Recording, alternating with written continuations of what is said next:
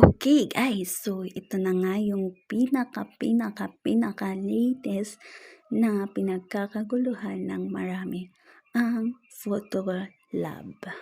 So tingnan naman natin dyan na marami tayong pagpipilian para sa ating mga pictures.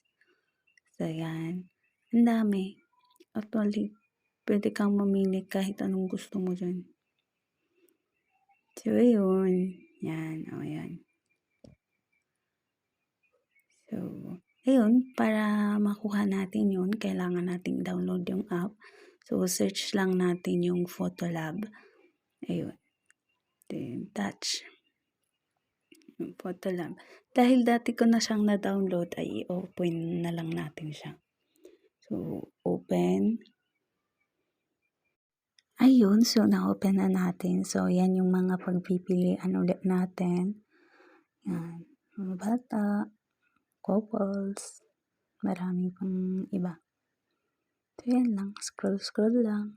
Tamang tingin kung saan nababagay ang mukha. Yan. Doon naman tayo sa bride. Yun. Talagang mag-aantay tayo dyan. Yun. So, pag pumili ka na ng picture mo, so, touch mo lang yung picture then ganyan. So, yan. Tamang skip lang. Yan. Yan. Pumili ka na ng picture mo. Tapos yan na yung mga lalabas. So, basta pag pupili ka na ng picture mo, touch mo lang yun. Then, magpapakita na yung mga yan. Then, download mo lang. Yan. Download as the whole pack. Pag gusto mong download lahat ng pic. Ganyan lang. So, mamimili naman tayo ng ibang setup. Tingnan natin yung may pinakamaraming view na photo. Yan. Loading.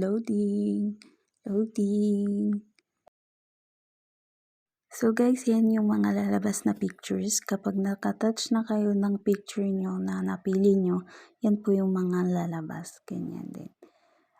Pero face nyo naman na. So sa akin is ganyan. So, pag naging model ako, ganyan ako. Pero ganyan po. So, tada! Yan po yung mga sample. Yan. Pro bride.